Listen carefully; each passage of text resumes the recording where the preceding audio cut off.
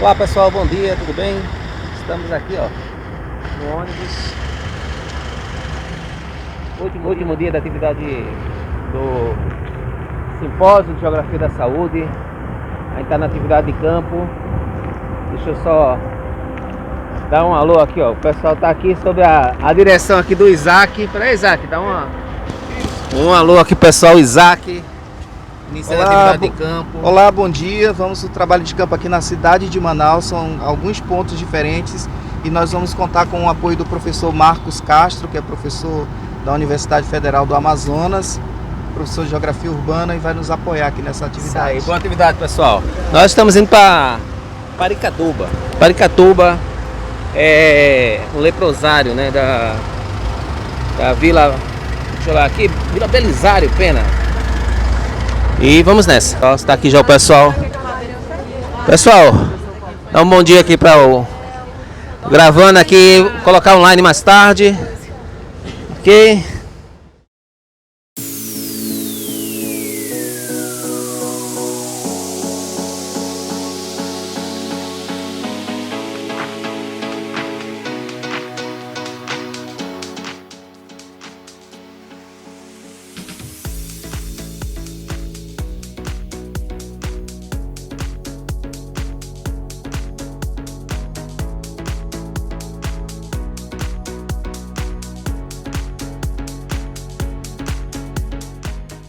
Bom dia a todos, sejam bem-vindos ao nosso trabalho de campo. A gente vai para Paricatuba, né, que era um antigo leprosário, tá? Meu nome é Neiliane, sou geóloga de formação e sou professora do curso de Geografia aqui da Universidade do Estado do Amazonas, né? Tenho mestrado em Geologia e o meu doutorado é em Geomorfologia Fluvial, tá? A gente vai sair daqui. E a proposta é que a gente dê uma paradinha logo depois da ponte, tá? Pra gente observar um pouco essa questão da vazante desse ano, né? E a gente conversar um pouco sobre essa dinâmica aí do Rio Negro, né? Então aí eu acho que um pouquinho aí dá pra gente conversar nesse sentido, e aí a gente pode ir discutindo e tirando as dúvidas que vocês tiverem. Na sequência a gente vai então para Paricatuba, as ruínas de Paricatuba.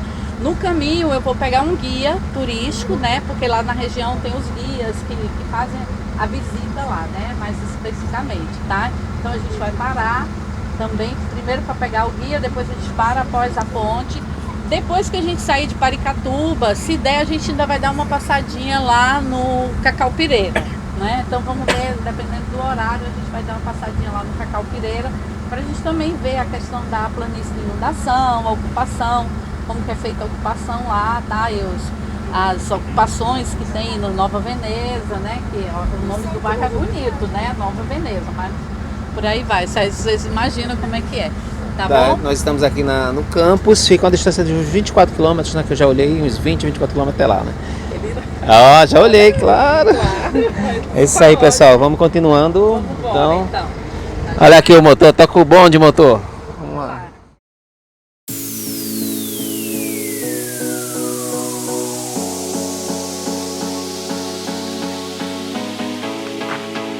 Só para registrar, nós chegamos aqui no domingo, de domingo até a quinta-feira, muita fumaça na atmosfera aqui de Manaus, mas hoje, ó, sol está tinindo, céu aberto, chamado céu de brigadeiro, né? E estamos, portanto, indo agora para Paricatuba. E vou mantê-los aqui, vamos acompanhar, venham conosco. Aproveitem a oportunidade, deixe seu like, compartilhe este link para que outras pessoas tenham acesso. É sempre bom poder estar fazendo essa interação de campo. E vamos lá para mais uma atividade geográfica. Um abraço. Ok. Bom, pessoal, nós estamos aqui na Avenida Brasil, né? Nós saímos volta às 9 horas, indo em direção a Paricatuba. Vamos passar pelo Rio Negro, cruzar o Rio Negro. Nesse momento a gente está aqui próximo a passar pela frente da Prefeitura de Manaus. Mais adiante eu vou mostrar para vocês. Olha a plaquinha lá, ó. Bom, pessoal, nós estamos agora, passamos pela Prefeitura, agora a sede do governo. Tá certo? Direita na avenida. Olha, a sede do governo Amazonas. Uma estrutura muito bonita, por sinal. Vamos lá, vamos que vamos. Bom, enquanto a gente vamos cruzar daqui a pouco o Rio Negro. Só falar um pouquinho de Manaus, né? Manaus é a principal capital, né, no norte do Brasil, e também do estado, né, do Amazonas, de modo geral, mas é o principal centro financeiro, corporativo e mercantil da região norte do Brasil. É a cidade mais populosa do Amazonas, da região norte, de toda a Amazônia brasileira, com mais de 2 milhões de habitantes, né, de acordo com o censo de 2022. Ela está localizada no centro da maior floresta tropical do mundo e é um dos maiores destinos turísticos do Brasil e também a cidade mais influente do Amazonas Ocidental. Ok? Vamos dar agora mudar a câmera aqui para a gente poder acompanhar o Rio Negro. Bom, vocês estão acompanhando aqui, ó, a ponte, né, travessia do Rio Negro. Então vamos observar aqui, ó, um verdadeiro mar, né, muito extenso, apesar desse período de seca que nós estamos, né, que reduziu aí o transporte das embarcações, mas mesmo assim vocês observem a extensão, né, que nós temos aqui, a travessia do Rio Negro. Mas ao norte, né, a gente está visualizando aí no sentido sul, mas ao norte o encontro das águas, mas aqui dá para visualizar bem. Realmente é muito extenso. E vamos lá, vamos acompanhando.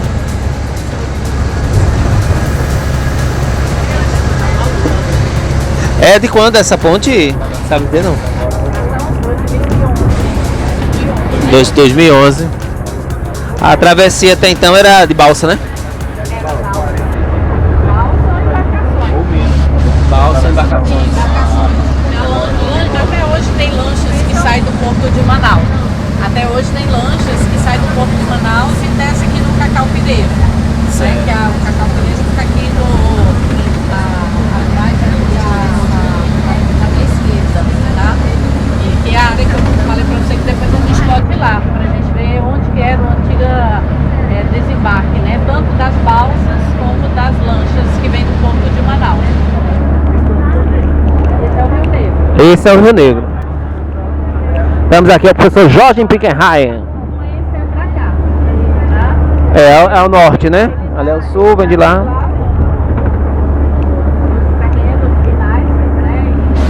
E ele desce até aqui.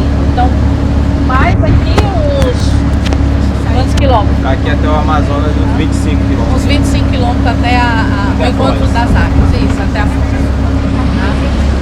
Só que isso aí, ó, esse bancos de areia aí que a gente está vendo, esse ano que está exposto. Olha aí, então. Revertiu esse ano por causa da vazante muito grande. Né? Então, normalmente, mesmo nas vazantes, nem na de 2010 esse banco não ficou exposto. Né?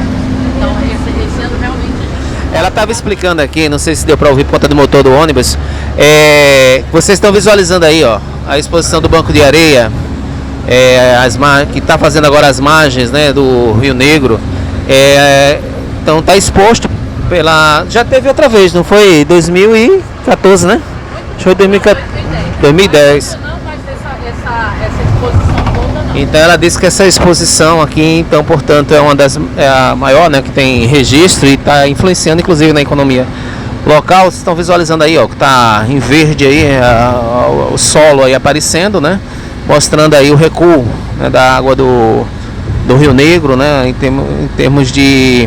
Então tudo isso aqui estava inundado um tempo desse atrás e mostrando justamente aí a situação que está.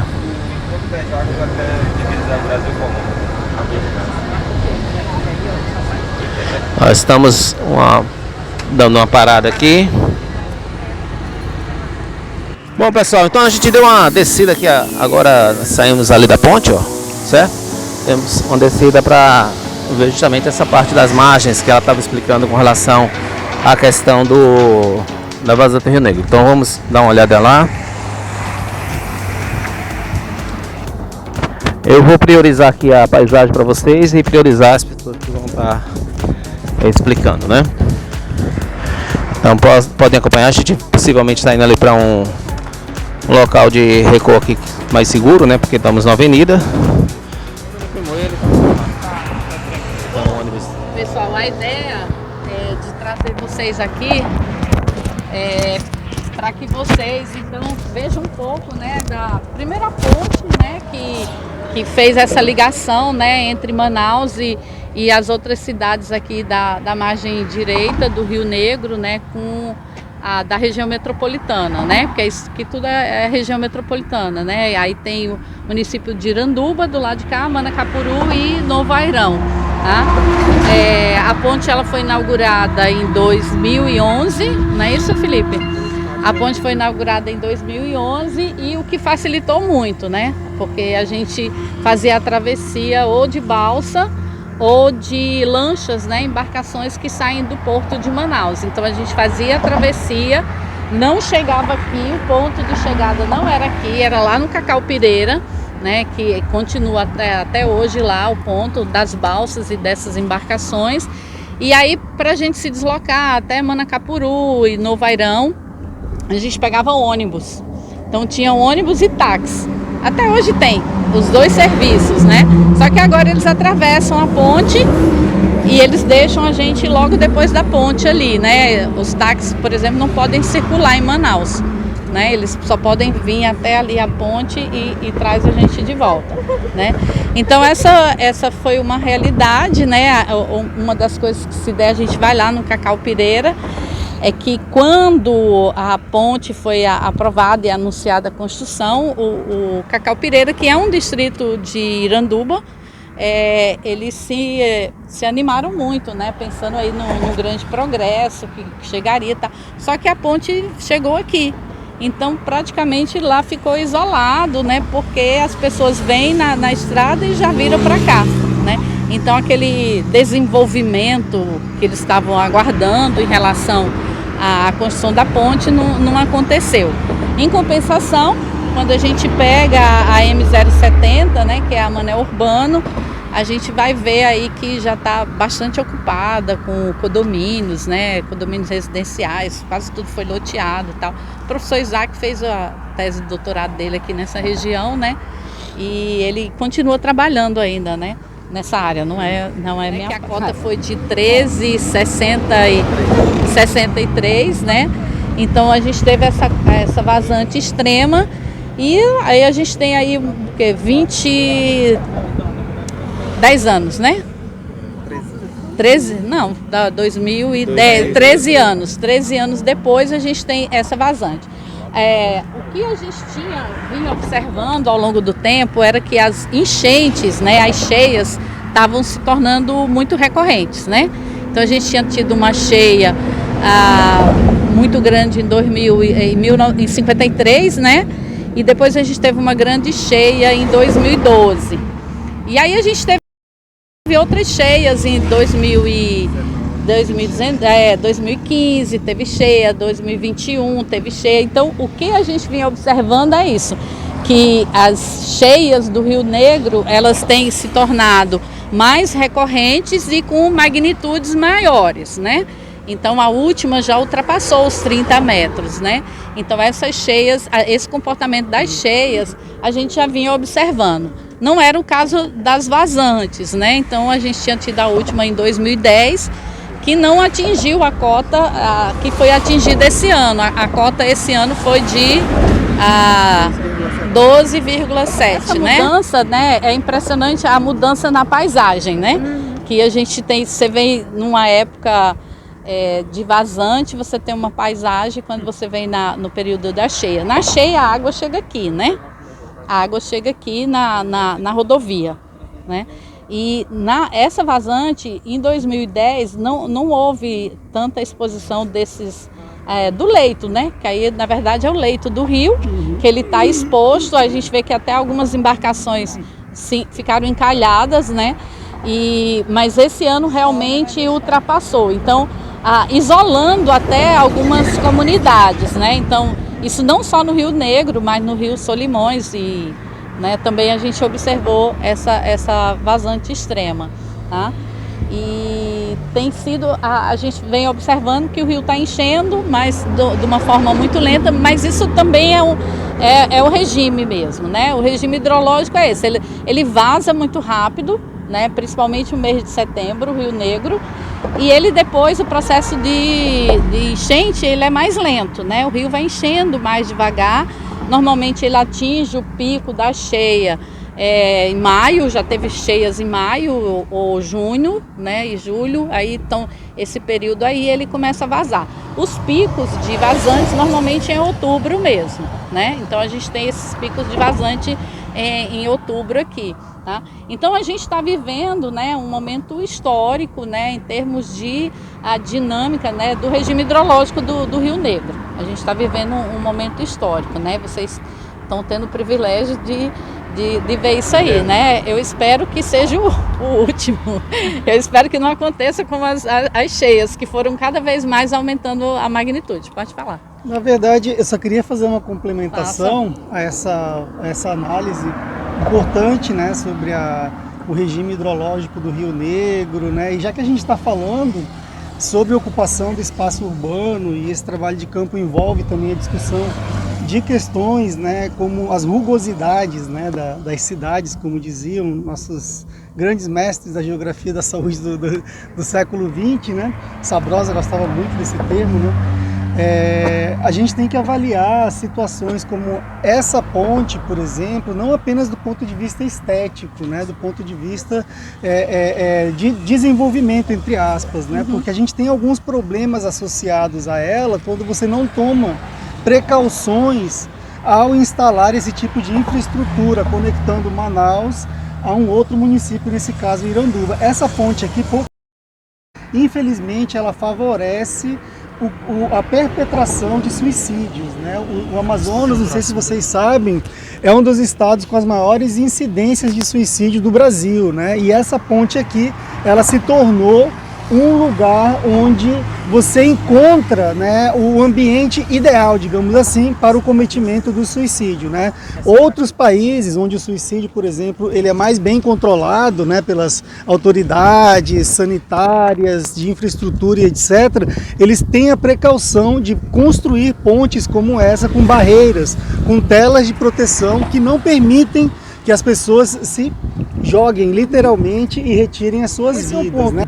O outro ponto que eu queria destacar é que, ao mesmo tempo que essa ponte em si ela serve como um instrumento, né, para o cometimento de suicídios, ela também serve para o aumento da degradação ambiental da Amazônia, né? Se você parar para olhar o que acontece em Iranduba e nos municípios que estão além de Iranduba, depois de 2011, você percebe pouquíssimo progresso, desenvolvimento social, desenvolvimento socioeconômico equitativo, né? Você não percebe uma redução importante da pobreza e das desigualdades, né? O que você percebe, na verdade, é o aumento, né, da degradação ambiental e das iniquidades em saúde, né? Então acho que isso aí é algo que a gente precisa refletir, né? É bonito, custou muito, mas nós temos que também aprender a lidar com essa estrutura para depois da construção. E esse tem sido o nosso erro histórico, né? Nós construímos e deixamos acontecer o que aconteceu, por exemplo, com o pessoal do Cacau Pireira, né? Jessen, só uma pergunta, desculpa. Mas nesse caso não há conexão ainda com o restante do continente, né? Você tem essa ponte aqui, o restante é travessia por balsa, não é isso? Então você não pensa, qual é o seu posicionamento com relação a essa questão, se depois que tiver uma conexão efetiva, né, com o continente, se essa ponte ela não passaria a ter uma função importante nesse caso? Como é que você entende? A minha pergunta é, se a não construção ainda de uma conexão direta pode estar interferindo nesse não benefício dessa ponte? Olha, muito dificilmente isso deve acontecer, né? Em teoria, a construção de uma ponte, né, com essa infraestrutura, ela obviamente ela serve para dar suporte ao desenvolvimento regional, né? No entanto, o que nós temos visto, não só aqui no Amazonas, né, mas nós temos exemplos históricos como vizinhos, igual a Rondônia, em que construíram pontes, construíram rodovias, e o que aconteceu foi um desaparecimento completo de toda a fauna, a flora e a Amazônia de uma forma geral, que se encontra no entorno das rodovias e dessas pontes, né? Então, o problema nosso, eu acho que nesse tipo de desafio de levar desenvolvimento, é saber levar desenvolvimento com a adequada fiscalização desse desenvolvimento. E é isso que falta, né? A gente não, por exemplo, eu não sou contra a construção da ponte, eu não sou contra a construção de uma rodovia que conecte o Amazonas a Rondônia ou a outro estado ou a outro país. A questão toda é que nós não conseguimos desenvolver mecanismos institucionais, tanto no nível federal como no nível estadual e nos níveis municipais, para controlarmos, digamos assim, esse desenvolvimento sem predação e destruição do meio ambiente. Então, na teoria é bom, mas na prática significa digamos assim, a aceleração da destruição completa da Amazônia, né? Uma última questão, Gessen, é com relação aos balseiros, né? Se você já tem percebido algum impacto, porque querendo ou não, é uma economia importante, né? O translado das pessoas, hoje você vê a quantidade de carros que passam aqui, se tem já resultado em algum impacto em nível de renda mesmo, ou as pessoas buscando outra fonte de alternativa para renda. Olha, eu acho que a situação dos balseiros é bem peculiar, né? Porque ela é uma marca objetiva, né?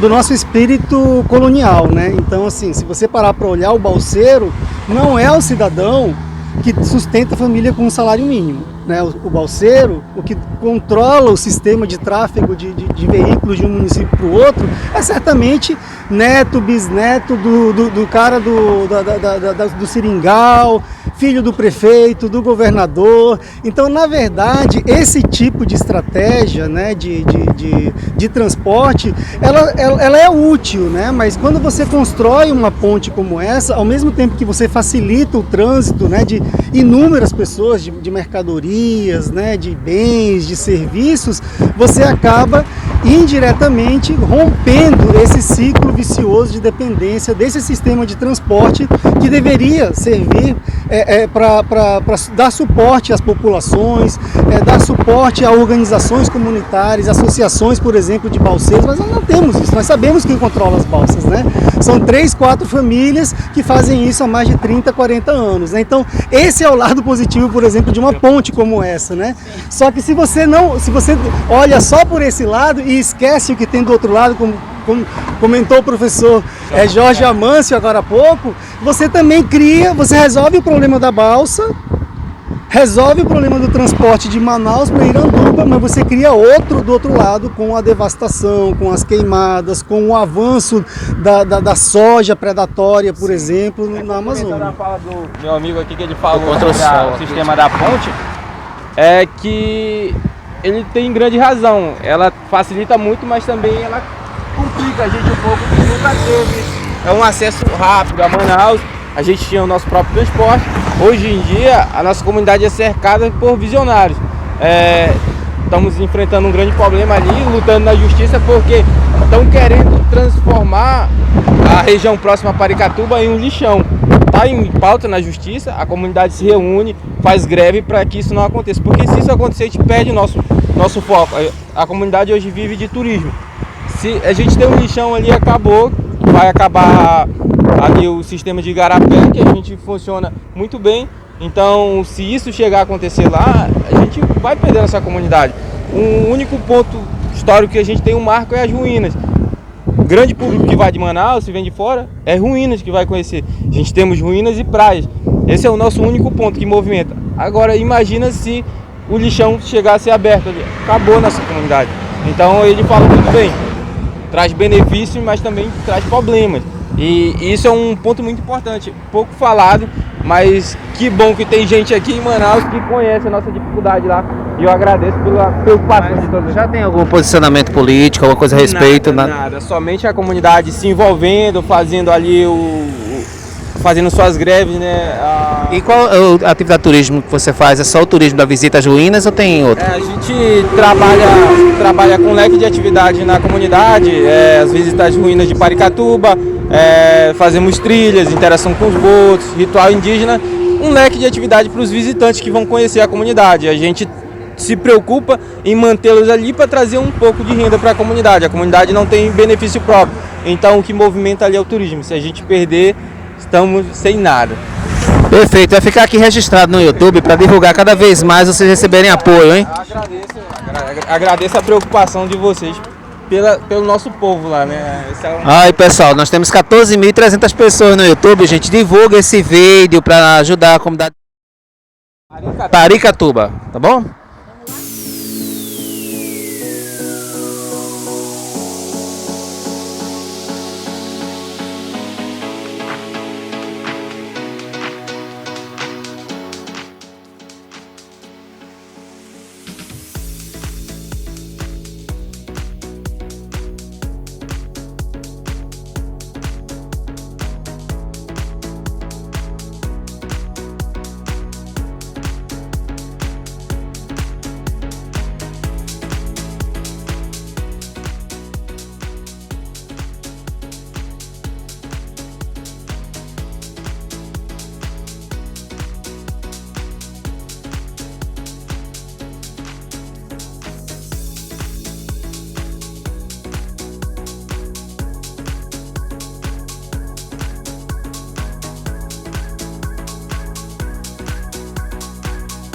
Já algumas mudanças. E isso aqui ele estava explicando para nós que aumentou bastante depois da construção da ponte, né? Que nós passamos mais anteriormente, a ponte que faz a travessia lá com o Rio Negro. Tá? Então já vocês vão observando aqui várias casas já que já estão sendo colocadas, estão sendo criadas aqui, né? Tem questão de abastecimento d'água, como é que tá? A comunidade ela tem um sistema de poço, né, que abastece a comunidade. Ela tem 3 poços artesianos, um para cada área. Tem a área que a gente chama, que é a parte de trás, né, a parte do cemitério, é uma parte afastada da comunidade, tem um poço artesiano lá. Tem a parte do meio da comunidade, tem um poço artesiano que abastece, e tem ao outro lado também tem um poço artesiano, mas não, já foi estudado, a firma não é muito seguro, né, por conta de ser muito próximo de casas e de fossas, esse negócio. Qual é a Então, profundidade dos poços? não, aí a gente não tem base de falar, né. Ele estava contando, gente, várias histórias aqui, né? Depois sobre era o Lazareto, né? Que chama não? O nome que dá as ruínas. Leprosário. Ele estava contando a história, ele vai depois contar e vai compartilhar conosco aqui. Acredita que no início de tudo eles não chamavam de leprosário também, para não dificultar a questão da fala, né? Para não ser um pouco. Eles chamavam de Mirizal. Mirizal era o nome. Já estamos aqui na comunidade, tá, de Paricatuba, e vamos fazer a descida agora para ir às ruínas.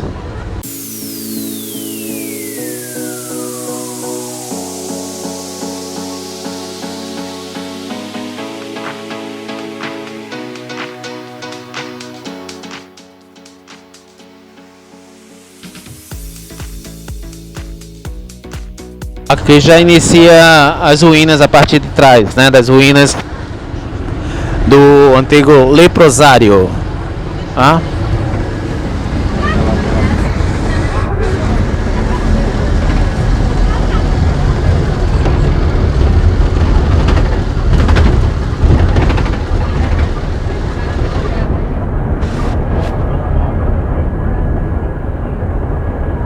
Aqui na parte da frente agora do antigo leprosário, a gente vai descer para conhecer, certo? E vamos lá, vamos acompanhando. Já vamos aqui, ó. Nós estamos aqui a parte da frente das ruínas do antigo leprosário de Paricatuba, no Amazonas. Tá aqui o pessoal descendo no ônibus. O pessoal que está na conclusão do evento. Bom, vamos conhecer mais um pouco sobre a nossa cultura, né? Ou a gente pensa que conhece o Brasil, mas não conhece. Muita coisa ainda para aprender, né? Os sinais que deixam aqui. Vamos descendo para a sombra. Então tá aqui o pessoal descendo, a professora Marta Priscila. Olá. Pessoal, muito bom dia, né? Agradecendo a presença de me conhecer, né, no trajeto. Sou o Bruno. Aqui a gente tá, meu amigo Raul aqui, Raul Perigo, é um cara espetacular aqui na história das ruínas e, como é de praxe, né, a gente tem uma parceria muito grande na comunidade onde um ajuda o outro. Eu trago um grupo, chego na comunidade mesmo sabendo a história e saber contar, aqui eu não opero mais. O que entra em ação já é meu amigo que vai conduzir vocês aqui dentro e eu vou estar acompanhando também, tá bom? Raul vai falar um pouco, se apresentar para vocês e daqui para frente a gente está com ele, beleza? Bom, primeiramente, muito bom dia, sejam muito bem-vindos à nossa comunidade, é um prazer sempre recebê-los, a todos, né, que o meu irmão, ele é um irmão para mim, o irmão Bruno sempre está com a gente aqui, parceiro, é um prazer recebê-los e sejam extremamente bem-vindos à comunidade do Paricatuba. E para começo de conversa, assim, de história, a gente tem que entender duas coisas. Primeiro, nós estamos pisando agora nesse momento no solo sagrado. Aqui é um sítio arqueológico, aproximadamente, de acordo com as pesquisas que foram feitas pela USP, a gente tem aproximadamente 12 hectares de sítio arqueológico. Então foi terra ocupada pelos primeiros povos da Amazônia. Lá, isso a gente vai datar aí na casa de próximo de 2.000 anos de ocupação. Então a gente está pisando num solo sagrado, um solo que tem 2.000 anos de ocupação. Mas eu sei que vocês vieram visitar as ruínas, que é o nosso atrativo principal. As ruínas, elas são datadas de 1898. Na teoria, elas funcionariam para ser uma hospedaria de imigrantes estrangeiros que viriam coordenar a extração do látex na região do auge da borracha. O que aconteceu? Você está falando de 1898. 1740, 45, Walkenberg contrabandeou mais de 70 mil sementes de seringa da Amazônia para a Ásia. Isso foi o primeiro caso de biopirataria da Amazônia, assim, constatado, relatado. Então, o que houve? 30, 40, 50 anos depois, eles estavam produzindo látex na Ásia e o nosso mercado de látex faliu no Brasil. Por isso não foi construído, não chegou a ser terminado aqui onde seria a concentração das pessoas que viriam coordenar essa extração de látex. Então, houve esse caso de biopirataria no Brasil que interferiu diretamente na economia, não só da Amazônia, mas na economia do Brasil. Beleza. Em 1902, o governo do estado assumiu a obra e transformou em 1904 aqui, no primeiro, como que eu diria assim, era um liceu de artes e ofícios, é como funciona um Cláudio Santoro, para trabalhar principalmente a parte de machantaria, carpintaria, utilização da matéria abundante aqui na Amazônia. Só que essa escola, que era uma escola, né, o liceu de artes, ele não foi feito para pessoas do Amazonas. Era para vir gente de fora estudar na Amazônia. E naquela época, hoje já tem porque tem onça, tem sucuri, tem índio, não sei o quê. O povo já é meio assim de vir. Imagina navio a vapor 100 e poucos anos atrás. Então acabou que a escola funcionou por 4 anos e acabou não dando seguimento. Por causa do isolamento, imagina, hoje a gente tem estrada, tem tudo, mas na época não tinha. Então a gente vivia literalmente isolado. Por conta desse isolamento, em 1908, aqui foi transformado na primeira cadeia pública do estado do Amazonas. Justamente pelo isolamento. Então os presos foram transferidos para cá, permaneceram aqui até 1916. O que houve? Na época, a gente não tem registro histórico, documental desse acontecimento. Infelizmente, houveram diversos casos de perca de arquivo público no Brasil. A própria Biblioteca Nacional pegou fogo. Então imagina, os arquivos mais antigos a gente acabou perdendo, a gente não tem o registro. Mas o que a gente tem o registro, fato e comprovado, é da época que aqui foi transformado, em 1924, num hospital para tratamento de doentes de hanseníase, na época chamada de lepra. Hoje a gente procura não tratar dessa maneira, por conta de que é um termo pejorativo. Nunca existiu lepra, o que existiu foi a hanseníase. A lepra era só o preconceito, a forma de tratar mal o próximo. Mas havia na época a internação compulsória. Então, se você tinha hanseníase, você era internado compulsoriamente. Então, tipo, a vigilância sanitária da época passava lá, tem hanseníase, fez o teste, opa! Então, muita gente foi trazido para cá à força. A grande maioria foi trazido para cá à força, na intenção do governo de isolar essas pessoas. Isso não só na Amazônia, mas no Brasil inteiro. Aconteceu no Brasil inteiro esse processo de isolamento de pessoas por conta da hanseníase. Essas pessoas só de Manaus ou também dos municípios? De tudo, tudo. É assim, aqui era o tipo centro, então você era diagnosticado com a doença, você era retirado da sua família, à força, que fique claro, e era trazido para cá para ser mantido em isolamento aqui. Então era um hospital, mas também principalmente era um centro de prisão, né? era um centro de isolamento. Não que você não pudesse ter casa, ter roçado, plantar, porque tem hanseníase, você não está morto.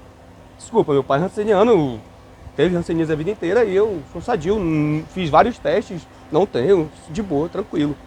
Mas, assim, existem casos que, por conta disso, lá dentro a gente vai poder observar melhor, havia uma divisão entre homens e mulheres no isolamento, aí dentro, para não ter o contato sexual, para não gerar bebês que poderiam ser contagiados. Funciona? Não. Foram geradas centenas de crianças e essas crianças eram retiradas imediatamente dos pais e eram doadas ou para famílias próximas ou para os abrigos. Então tem diversos casos aqui na nossa comunidade, como no Brasil inteiro, de pessoas que não conhecem seus pais e de pais que não conhecem os seus filhos por conta dessa situação. Aí eu vou abrir um parêntese rapidinho para falar sobre a hanseníase, que é muito importante falar, que é o bacilo de Hansen. O bacilo de Hansen, ele é transmissível pelo contato direto frequente. Então, encostou na mão, não dá nada. Mas se você fica em contato com a pessoa que está no processo de transmissão, beleza, você tem uma grande chance de ser contagiado com a hanseníase. Aí o que acontece?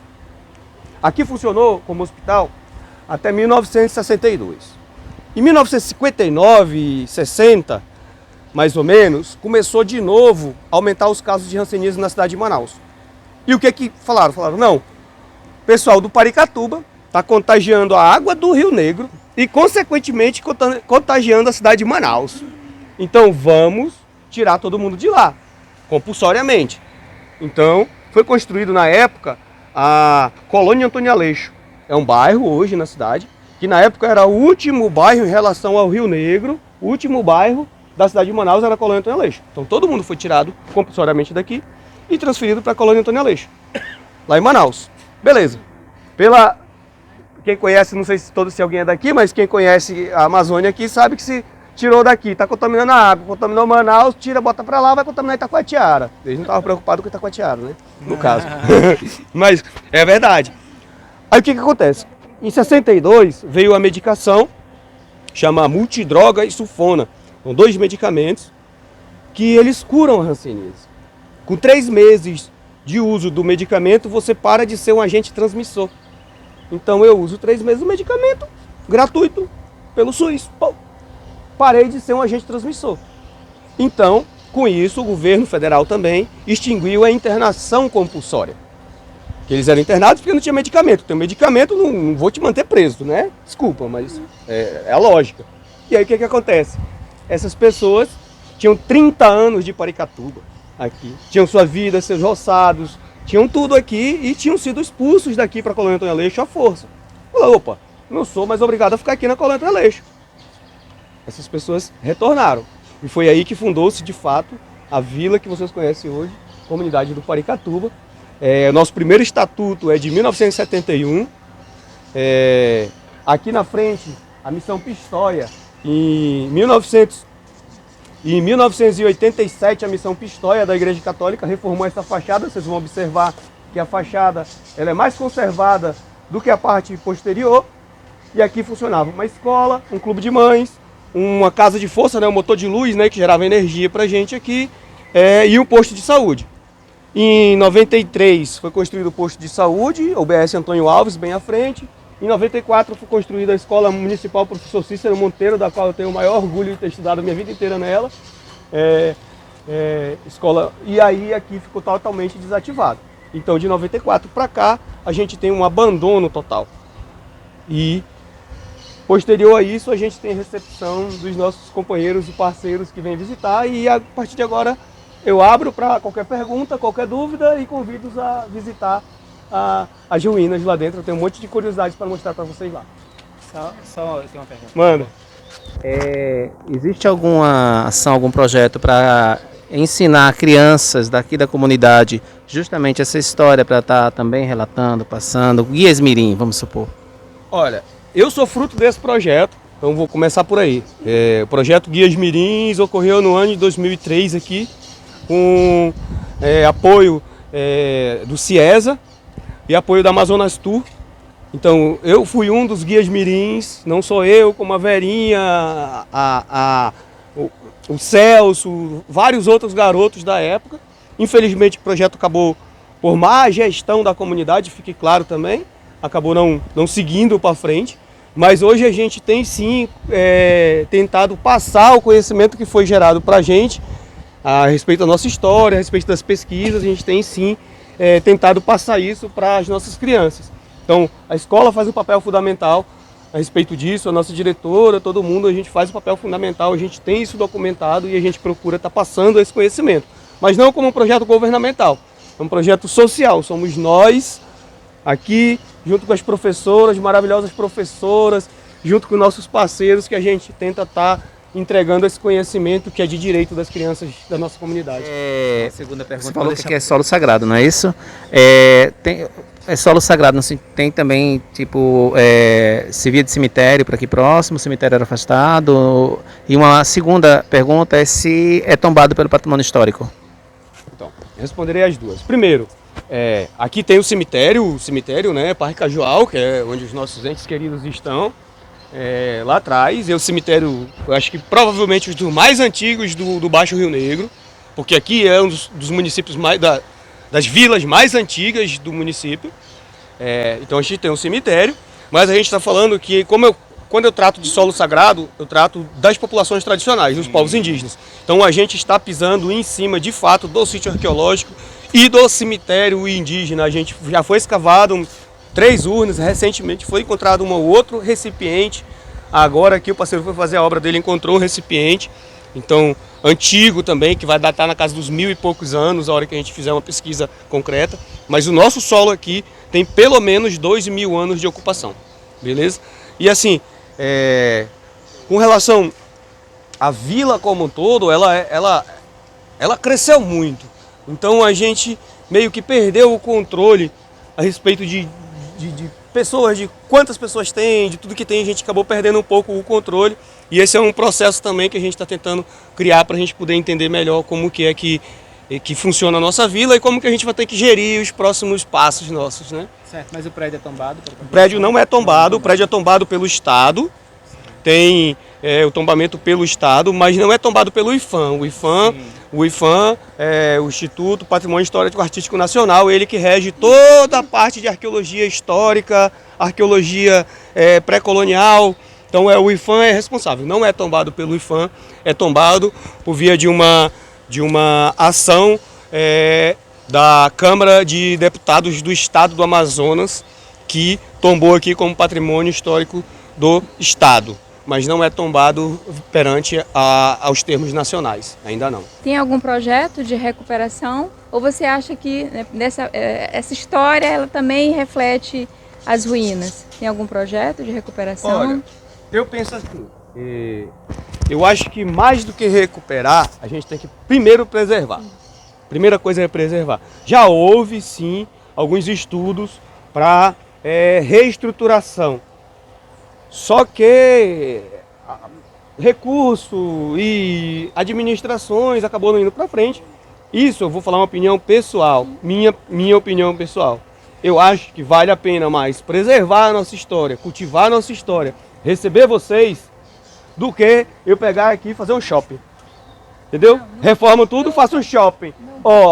No sentido de restaurar. Né? No sentido de restaurar tem que ter uma utilização. Que utilização seria essa? Museu. Seria museu, seria uma oficina, seria uma sala de aula, a gente não sabe. Mas eu prefiro, assim, que a gente consiga preservar, cultivar a nossa história e recebê-los, porque é mais interessante contar a nossa história para vocês. Obrigada. Os grupos de povos originários daqui que estiveram em contato com os espanhóis, os portugueses, tudo. Que nome tinham? Que grupos eram? Você lembra o nome? Assim, ó, vamos lá. Pergunta do Jorge Piquerraia. Primeiro, assim, a arqueologia, eu sou técnico em arqueologia, né? A arqueologia não procura fazer essa associação entre artefato encontrado e o grupo, isso é o papel da antropologia. A gente sabe que aqui nessa área existiam os manaós, existiam os tucanos, existiam os arawaks, existiam diversas etnias que coagiam colaboravam nesse ambiente, né? E que mudava, né? Imagina, a gente saía, trocava. Opa. Aqui, outra parte que é interessante pra caramba, Paricatuba. Paricatuba, significado do Paricatuba, paricá é uma árvore cuja semente, é uma bargenzinha assim, os índios pilavam e cheiravam. Ela é a base de mescalina, então era alucinógeno. Então era tipo a cocaína dos índios, vamos falar assim, era a cocaína deles, era o paricá. Até hoje diversas tribos utilizam. E o tuba é grande quantidade, então Paricatuba quer dizer grande quantidade de paricá. É isso. Aí vai me perguntar, cadê esse paricazeiro? Não sei, nunca vi. Não tem aqui, eu acho que ele foi exterminado, principalmente com a questão da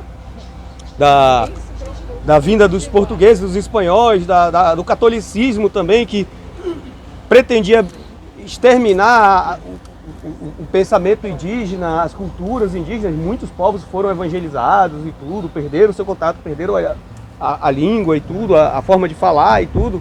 Então, eu acredito, isso não é uma coisa científica, é uma coisa que eu acredito, que por conta disso, provavelmente essas pessoas, essa erva foi exterminada justamente no processo de evangelização dos povos tradicionais da Amazônia. Mas existe algum desenho, representação dessa planta, não? Não, a planta existe, não, com certeza, tem lá no museu, tem na UFAM, tem no banco de sementes, a planta existe, é pesquisada, é tudo direitinho, o paricá existe. Não tem aqui, entendeu? E o nome Paricatuba vem dela e a gente não tem dela aqui, mas é isso. Raul, eu queria fazer uma pergunta, porque a gente sabe que a história, né, de Paricatuba, ela é marcada muito mais por dor e sofrimento do que por uma paisagem, né, digamos assim, social, geográfica, né, marcada por uma bela infraestrutura, né, o Paricá, né, os indígenas, os diferentes grupos indígenas. Então, nesse sentido, sabendo que Paricatuba, né, a Vila Belisário Pena, né, ela foi, ao longo do século XX, praticamente um depósito de pobres leprosos. É importante dizer isso, né? A impressão que dá quando a gente fala que a internação era compulsória é que todos os ricos e pobres eram internados compulsoriamente, né? Na verdade, alguns dos ricos nem se tratavam aqui, descobriam a doença, iam para o Rio de Janeiro, iam para São Paulo. Então, na verdade, isso acabava se tornando um depósito de pessoas com menores condições socioeconômicas, né? E Manaus tem um exemplo clássico de um cearense seringueiro que era pedinte no mercado público de Manaus, que em 1919 foi fotografado antes de ser capturado, né? Porque ele foi capturado contra a sua própria vontade e internado aqui em Paricatuba, né? Não se sabe o que aconteceu com esse cidadão até hoje, né? Enfim, então eu acho que nesse sentido, Raul, eu queria saber, considerando esse histórico, né, de mazelas, de sofrimento, né, enfim, de abusos, né, cometidos pelo próprio Estado brasileiro, né, até porque isso aqui foi usado como uma prisão também, não é só como um local de depósito de rancenianos, né. Se hoje a comunidade ela não reivindica, por exemplo, uma identidade própria, um território próprio, né, mais infraestrutura. Eu vejo que a gente tem escola, Agência dos Correios, isso é muito positivo, né? Mostra que há uma preocupação mínima, né? Mas há um movimento, há um sentimento comunitário, né? De quererem esse espaço, de se reconhecerem como povos tradicionais. Você falou algo muito forte agora há pouco. Nós somos uma das vilas mais antigas do estado do Amazonas, então isso me faz pensar que vocês têm um lugar especial, não só na história, né? A história está mostrando para a gente, mas também socialmente falando, né? Enquanto atores ativos da sociedade amazonense. Vocês têm esse sentimento ou é muito difícil lidar com isso, porque as pessoas largaram de mão, esqueceram e não tem mais nenhuma expectativa em relação a isso? Eu tenho uma opinião bastante, vamos dizer assim, bastante peculiar. Isso eu vou tratar. Eu não posso falar pelos outros, né? Porque eu sou só eu, né? Então, mas eu tenho uma opinião bastante peculiar sobre isso. Primeiro, eu acho que a nossa história, ela não vai ser esquecida, não vai ser apagada. Não vai ser. Isso não tem mais como fazer isso. Desculpa, mas não vai dar mais. Entendeu? Então, beleza, a gente tem que reconhecer, sim, os nossos ancestrais, os nossos familiares de diversos aqui, que foram internos aqui, que foram trazidos compulsoriamente para cá, a gente tem que reconhecer, tem que lembrá-los, tem que homenageá-los sempre. Porém, a história, ela continua, ela segue. E a parte da tristeza, é triste, a nossa história tem momentos terríveis, tem momentos muito tristes na nossa história, mas tem momentos felizes também, e eu prefiro vivenciar eles e participar deles, porque assim, a gente não pode culpar o governador, o presidente Afonso Pena, não sei o quê, porque a gente está aqui hoje. Não, negativo, vamos mudar a nossa história. E vamos construir ela, passar para os nossos filhos, vamos seguir para frente, mas a nossa história não morre. O Paricatuba não morre, porque nós somos o Paricatuba. E o Paricatuba, ele é eterno, ele já está eterno. Então, tem muita tristeza? Tem muita dor. Imagina ser trazido compulsoriamente, expulso da família, tirado o filho. É triste, mas a gente conseguiu mudar essa página já. Hoje nós somos uma vila consolidada com os descendentes dos rancenianos. Eu sou descendente de ranceniano, diversos outros meus parceiros amigos também são. A gente conseguiu extinguir, basicamente quase extinta a doença, através da medicação, do tratamento a gente conseguiu extinguir, a internação compulsória, a gente não tem mais gente preso aqui, então a gente mudou de página. Paricatuba mudou de página e hoje o nosso futuro é o turismo. Então, quem for colaborar com o turismo, vem com nós. Vamos colaborar com o turismo, que eu quero receber o povo, quero que seja bem recebido todo mundo. Venham para a nossa casa, Paricatuba é a casa de vocês também, venham com a gente. Como entrar em contato com você? É só chegar lá, Instagram, @perigomelo, Facebook Raul Perigo, mas vai pelo Instagram, Perigo Melo, @Perigo Melo é nós. Tamo junto, segue nós lá. Um grupo organizado que... Existe a associação de comunitários, né? Que tem a nossa líder, que é presidente, dona Jaqueline, vice-presidente, que é o seu Ivan, que coordena a parte de distribuição de água, que faz os protocolos. Parte de turismo mesmo. De turismo ainda não. Ó, tá ali, ó. Ele é o homem. A gente está trabalhando junto justamente para isso, para a gente criar uma associação de turismo aqui dentro do Paricatuba, a Poena. Segue lá, ó, a Poena Tour, segue o Instagram, a Poena _ passeios turísticos, tá bom? A gente tô acabando Aí. de explicar um pouco aqui para as meninas aqui sobre Aí, esse ó, sistema. esse é o parceiro. Esse é o parceiro. Tentando trazer o que esse cara aqui estava falando. Imagina que ele falou dos projetos dos guias mirins que tínhamos aqui, que se perdeu. A gente está falando aqui de um cara formado de uma habilidade sensacional que estava se perdendo na comunidade. Aí veio um nobre morador da comunidade com uma ideia e um projeto em mente e um sonho a realizar e de trazer um receptivo de turismo para cá, para a comunidade. Vocês acabaram de perceber aqui, a gente tem clientes internacionais. Acabaram de entrar no carro porque não tinha esse receptivo. Só vem, conhece, sem a história e vai embora. A gente está trazendo um receptivo diferente. Vai ter um atrativo, vai ter guias responsáveis.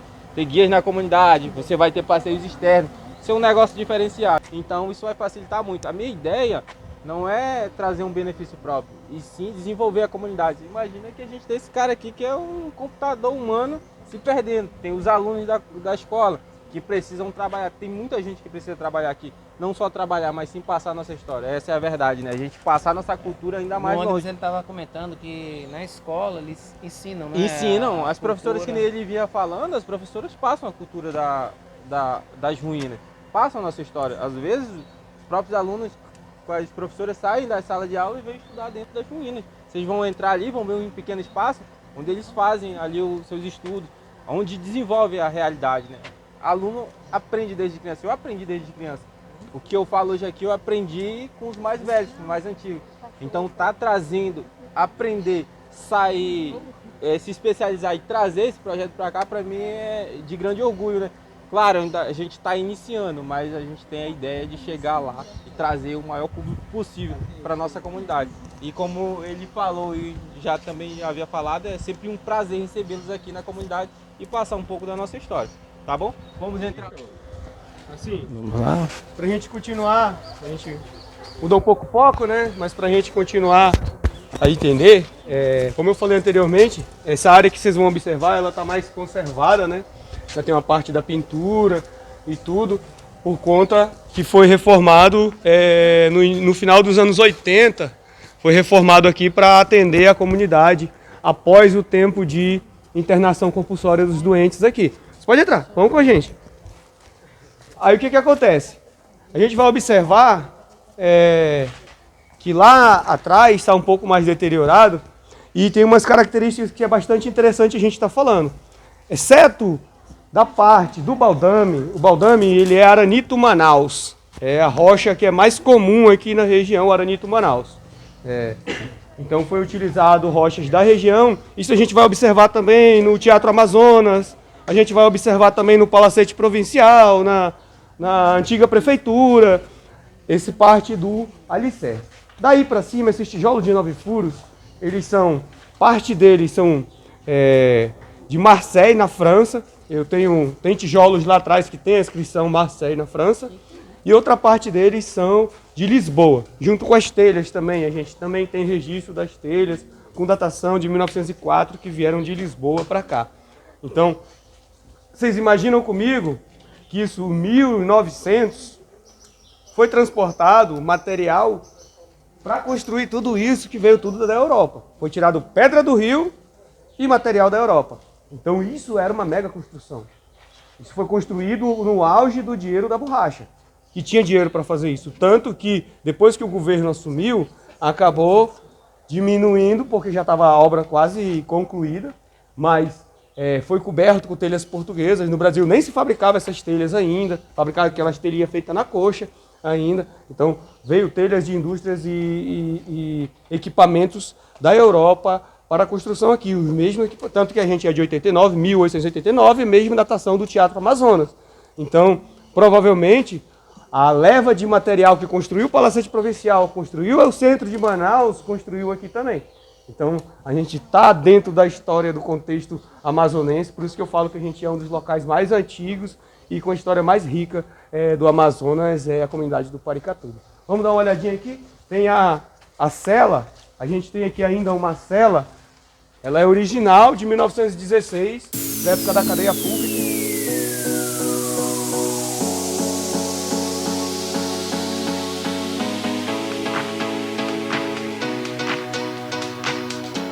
Olha aqui, ó. Aqui, meus amigos, esse aqui é uma cela. Deixa o pessoal chegar. Ó. Essa cela aqui é uma cela original, de 1916, da época que foi a cadeia pública aqui no Paricatuba. E por pareça que incrível, como diz o outro aqui, até início dos anos 2000, até 2007, aqui era utilizado como cadeia ainda. Aqui na comunidade nós não temos um centro, um posto policial, né? Havia na época um grupo de segurança comunitária, que fazia a segurança da comunidade, e se o camarada aprontasse, bebesse demais, fizesse besteira, ele vinha passar a noite aqui, é conhecido como Mocegão, vinha passar a noite no Mocegão. Se fosse um caso mais sério, ele ficava aqui até a viatura vindo Iranduba e locomover ele para lá, ou se fosse uma besteira, só leseira mesmo, aprontar mesmo, desórdia, ele passava amanhã, tá de boa, tá bem, libera e vai embora. Que é para passar uma noite tranquila no Mocegão. Então essa aqui é uma cela original. Aqui à frente.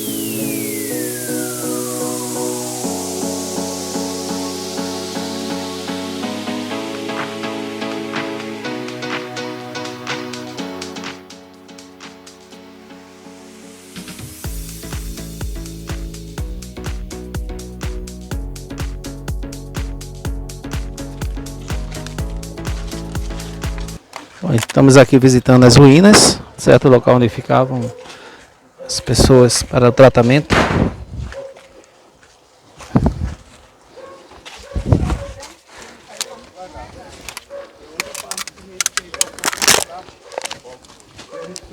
Deixa eu passar na sua frente, pessoal, que eu seguro sua mão. É lindo. É lindo.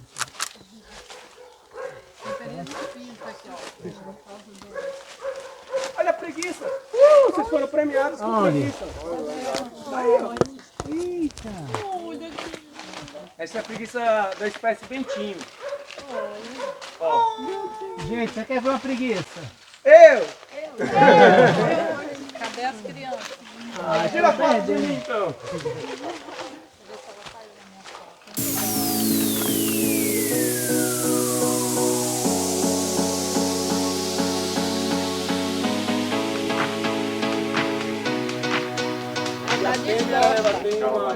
Uma preguiça. Abraçar. E aí tem essa dúvida, se aqui no Paricatuba está quebrando ou se está segurando as paredes, a gente tem uma dúvida, já vieram diversos arquitetos e engenheiros, ninguém conseguiu responder essa pergunta ainda. Mas, porque a leitura da gente tem faz como se ela estivesse segurando as paredes. Parece que está segurando, mas como ela é entranha, ela tem raízes finas, e ó, te observa, aqui tem uma raiz grossa, mas aqui a gente observa, tem uma raiz bem fina, que ela entranha na parede. Então, provavelmente, ou talvez, eu não sou engenheiro, não posso falar sobre isso, mas talvez também esteja interferindo no processo de demolição, né, de destruição. A umidade, né, que percorre. É a umidade e o tamanho e o peso, né? Imagina, olha o tamanho dessa árvore. Ela é gigantesca para cima, ela tem muito peso para a parede segurar. Então fica essa dúvida e entra naquela questão que a gente falou anteriormente de vale a pena recuperar, vamos restaurar, não vamos restaurar, vamos preservar, de que forma a gente vai preservar. Então fica nessa incógnita aí, nessa dúvida aí. Vamos seguir para frente, ver o piso, bem aqui tem Ah não, aqui tá ruim, vamos por aqui. Tchau, preguiça.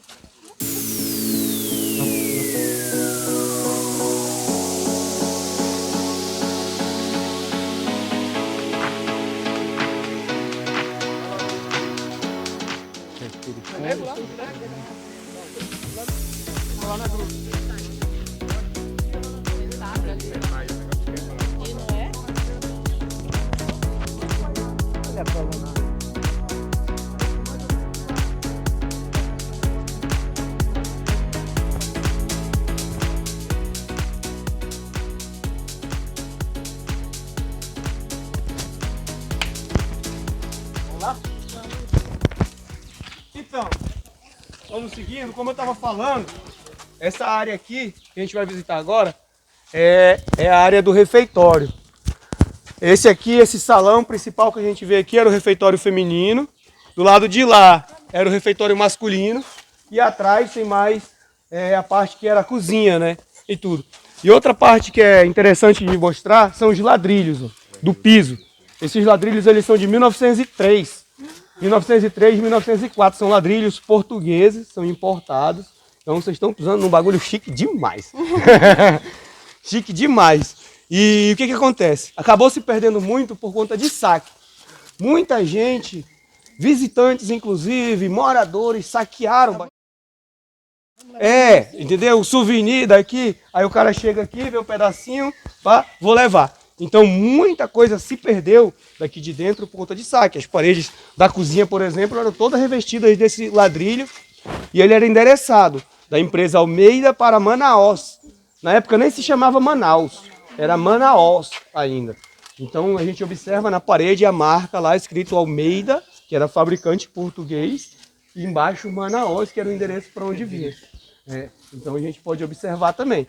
Aqui no outro salão, se vocês quiserem dar uma olhada, tem um tijolo em exposição lá, que ele tem a marcação de Guichard France Marseille. Então prova que os tijolos das paredes vieram da França. Então toda a parte estrutural aqui, ela é toda importada. Deixa eu buscar aqui, eu tinha guardado um pedacinho que eu achei que eu não retiro, né? Bom, então ele está nos apresentando aqui o antigo refeitório, falou aqui das pedras portuguesas, falou também de que já não está mais contínuo por conta do saque.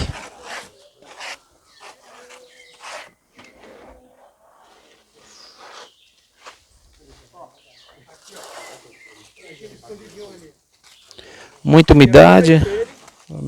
Deixa eu... É mais uma prova também. Deixa eu aproximar aqui da câmera, testificando que foi um material que foi importado de Portugal. Certo. Eu tenho dela inteira guardada.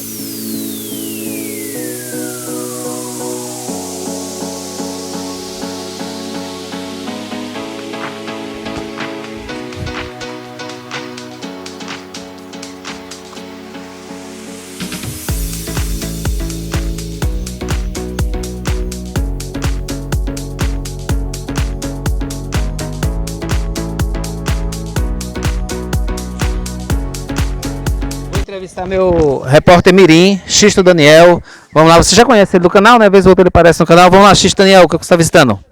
Manaus. Segura aí. Manaus, aqui tem sucuri, mas a gente não viu nenhuma porque a gente não entrou no rio. E também aqui tem jaguatirica. Área do canal.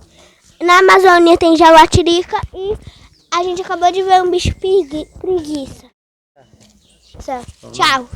Este lugar por primera vez, Manaus por segunda vez en la vida, más interesante, muy interesante a combinación de los dos temas fundamentales que son uno, a presencia de los pueblos originarios y su huella aquí en Paracatu. La segunda, esta gran edificación que hizo muchos servicios distintos durante el tiempo. Principal, el que ha sido, como llaman en Argentina, leprosario, aunque leprosos y janseniásicos no son la misma cosa, ¿no? Mas aquí estaban internados a fuerza. También fue muchas cosas más, ¿no? Hospital, uma cárcel, tudo isso, né? É o senhor a favor da manutenção, conforme ele estava explicando para explicar, ou de um apoio para manter, mas ao mesmo tempo montar uma estrutura, né? Porque eles estavam comentando sobre a estrutura. Naturalmente, estas coisas deveriam ser protegidas e la primera idea que ellos están llevando adelante es la principal. También en San Juan ocurre lo mismo, que es que los que fican aquí, los moradores, son las personas responsables y que tienen a su vez el compromiso de hacer la parte turística, que además de ser un trabajo que debe ser remunerado, también es una forma de continuar la historia y preservar no esquecimiento ainda la memoria, ¿no? Que es fundamental aquí. En San Juan, los habitantes expertos del Valle de la Luna también son los guías, así, porque una cosa y la otra son parte fundamental de la unión de las personas que viven en un lugar y que muestran ese lugar, y muestran su historia, sus recursos, sus bellezas. Todo eso tiene que ser a responsabilidad de la gente del pueblo, de que fica ahí. Mas, si no dan autorización, si no hay apoyo estadual, si no hay apoyo de la prefectura, entonces eso se hace muy difícil. Y ese es el camino que ellos están siguiendo, me parece que es ideal, ¿no? Muito bem, muito obrigado. Eu acabei de conversar com o professor Jorge Pickenheim, que é da Universidade de San Juan, na Argentina, e mais uma vez aqui com o nosso amigo. Queria saber o seguinte: as pessoas, elas, quando chegam para cá, elas já chegam sabendo que vocês têm um apoio aqui, ou elas vêm... Como é que elas conhecem aqui a cidade, esse local? Hoje a nossa comunidade ela é bastante conhecida, como eu falei anteriormente. Nós somos o principal polo turístico do município de Iranduba, né? O município de Iranduba sede, apesar de ser o menor município do estado do Amazonas, de 62 municípios, mas o município de Iranduba recebe um fluxo gigantesco de turistas e boa parte desse turismo frequenta a nossa comunidade. Então tem muita gente que o Paracatu está no Instagram, está no Facebook, está nas redes sociais, está direto, está internacionalmente, tem turistas internacionais, está na empresa do meu amigo, a Poena, trazendo a gente para cá. Então, assim, a gente é muito visitado. E o que fica o recado aí, assim, principalmente para o poder público. Visita a gente, cara. Conhece a gente, conhece a nossa história e trata a gente bem. Porque aqui a gente fomenta o turismo no estado do Amazonas grandão e a gente não é visto. Isso é chatão, mas eles vão ver a gente. Eles vão ver a gente, vai ver. Bom, pessoal, continuando nossa expedição aqui, a gente está chegando aqui às margens, próximas margens do Rio Negro, né? Acabamos de visitar ali as ruínas né, do antigo Lazareto. Vamos aqui mais uma vez. Então, aqui a gente está visitando uma outra parte da nossa comunidade, né, próximo ao rio. E o que a gente observa aqui é uma caldeira antiga, uma caldeira a vapor. A gente não sabe ao certo a fabricação, nem data e nem fabricante dela, mas pelas pesquisas que a gente realizou com outros parceiros, a gente imagina que ela é uma caldeira inglesa, provavelmente uma caldeira inglesa, que vai datar aí do início dos anos 1900, 1910 para frente, que era a época que a maioria dos equipamentos funcionavam a vapor. E o que acontece? Essa caldeira ela era utilizada para geração de energia. Então, tinha o vapor, né, gerado na caldeira, e lá atrás a gente pode observar os pilares onde eram instaladas as máquinas que geravam energia. Aqui na nossa comunidade existe uma segunda caldeira, pouca gente conhece. Eu acho que eu sou um dos 50 comunitários mais ou menos que conhece. Nós somos 3.000, são uns 50 só que sabem onde que ela está. Que fica aproximadamente 4 quilômetros longe daqui, bem à margem do Igarapé, de uma nascente de rio. E a gente acredita, isso não é testemunhal, assim, não é facto, mas a gente acredita que essa caldeira, ela utilizava a água do rio para ferver, gerar energia, e que a outra caldeira que ficava lá na nascente, ela gerava energia para bombear uma bomba d'água que bombeava a água potável para cá, da nascente. Então, e mais do que isso, bem ali na frente, aquela pedra grande, quadrada que vocês estão vendo lá, era o chassi do bondinho.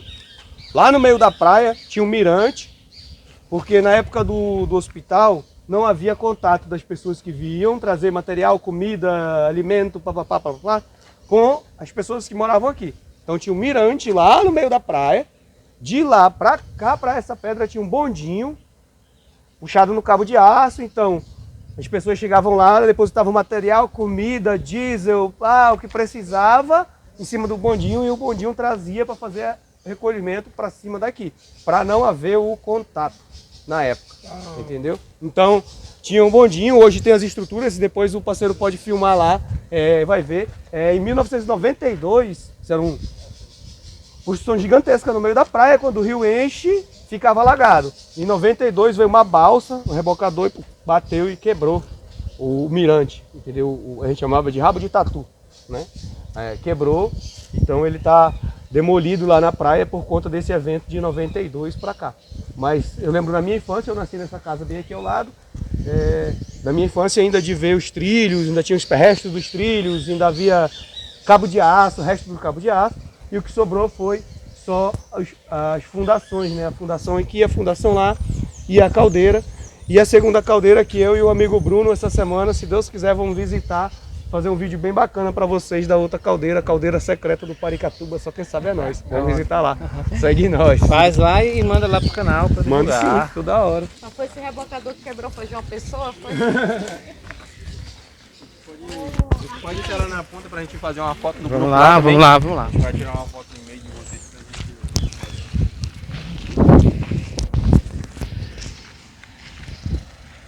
Pessoal, aqui a gente está agora na fase final da nossa visita.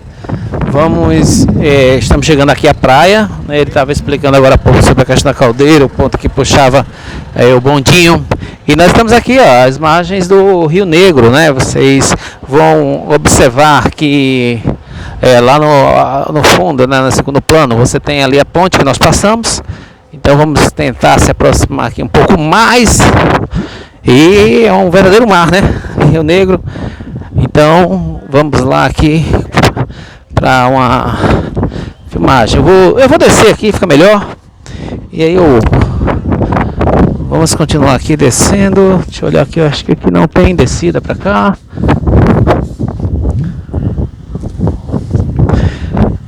Então vamos lá, deixa eu me aproximar aqui, pronto. Ok.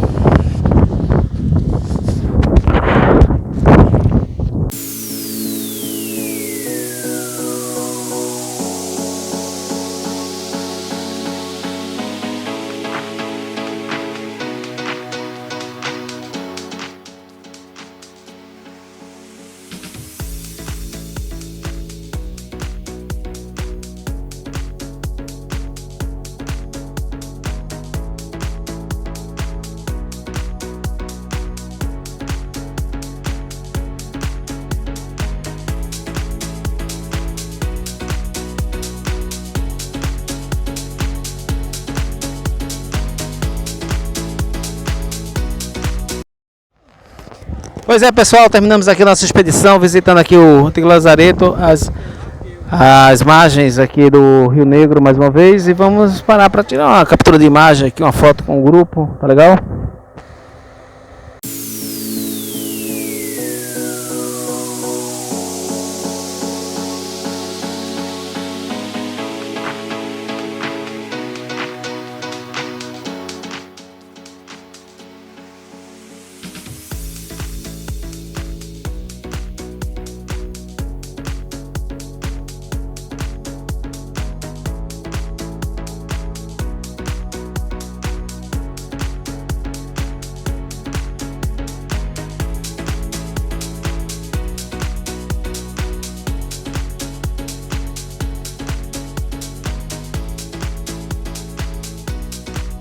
Bom, pessoal, você já me conhece, né? Meu nome é Xisto, vocês estão no canal GIDES, a Terra e seus Sinais. Vocês sabem que eu sou professor também da área de Geografia do Turismo. Eu quero dizer duas coisas principais aqui. A primeira é que eu fiquei surpreendido porque as pessoas que nos receberam aqui, elas sabem aquilo que elas fazem, né? Elas precisam do apoio. Para você que está aí, você que é inscrito no canal, que tem articulação, nós temos no canal várias pessoas que têm articulação política, articulação com empresários. Você tem uma comunidade aqui que vale a pena vocês olharem com mais carinho para um investimento de um turismo sustentável, em que você tem uma educação, principalmente de preservação ambiental. A segunda coisa que eu gostaria de mencionar é que vocês não podem deixar de vir aqui, gente. Se tiverem oportunidade, entre em contato com a empresa do nosso colega, visitem esse local, vocês vão ter uma aula de história importante aqui com relação à cultura, né? Nós temos um local que vocês podem estar sendo recepcionados para aprender. Olha, agora há pouco mesmo nós vimos uma preguiça, né? Se cria muito no imaginário, né, de que o Amazonas ainda tem uma memória, né, de um Brasil, né, antigo, mas está real, presente no tempo agora. É um relicário verdadeiro, um relicário ambiental. Então, venham de fato, visitem, tá certo? Eu espero que este vídeo chegue a mais pessoas. Você que está aí no canal, compartilhe nas suas redes sociais, envie, porque vale a pena. Eu vou colocar na descrição do vídeo o contato, né, dos nossos amigos, para que vocês possam também ter acesso mais rápido, tá bom? Um abraço e até a próxima.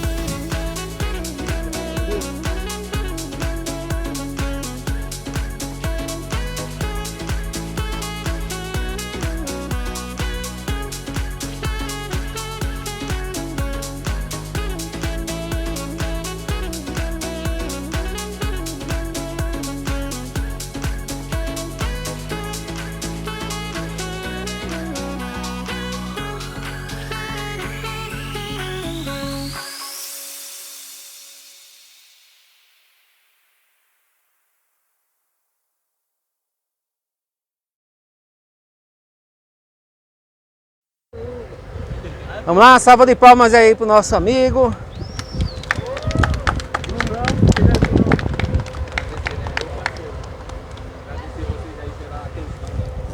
Estão dando pelo nosso trabalho, né? E é um prazer enorme começar a trazer esse movimento para Paracatuba, né? Começar a pegar pessoas de uma inteligência surreal e usar aqui, né? O cara tava aqui só... Ele tava, sabe, só o que? Só se embalando na rede dele. Aí eu digo, não, bota esse cara... Tava na obra, para com isso. Faz o negócio aí. Tava na obra. E é isso. Ei, parceiro Bruno, aqui ó, a Poenatu é um projeto que está sendo criado por um filho do Paracatuba, um cara daqui, entendeu? Que diferentemente de outras pessoas que vieram de fora e tentaram fazer e não foi para frente porque não ouviu a nossa comunidade. Esse é um cara que ouve a nossa comunidade, é um projeto que ouve a nossa comunidade e que traz benefício, e que traz turismo, e que traz pessoas maravilhosas. Inclusive, caramba, só recebê-los aqui pela Poena, velho. É um prazerzão gigante, tamo junto. Vamos lá, marca nós no Instagram, viu? Só uma coisa, para o pessoal do Geosaúde, só vou dar um testemunho aqui, ó. O professor Jorge Pinkerheim, hoje ele está tão universalizado que o nosso amigo eleitor do professor Jorge Pinkerheim conheceu, reconheceu e tirou uma foto com ele, não é isso? Não, é o brabo, tá maluco, quem que não conhece o homem desse? Tá maluco. Isso aí, pessoal. Foi bom mais uma vez estar aqui com vocês, espero que curtam, compartilhem esse link para que outras pessoas tenham acesso mais uma vez. Se inscrevam no canal, tornem-se membros, isso é muito importante, né? A gente busca sempre trazer aqui coisas com base científica. Vocês tiveram agora uma expedição geográfica, né? Nós estamos aqui em Piracatuba, no Amazonas, e a gente viu aqui, ó, eu estou ao fundo ali o Rio Negro mais uma vez, e foi ótimo, gente, foi muito bom, e eu espero que vocês curtam, tá legal? Um abraço, tchau.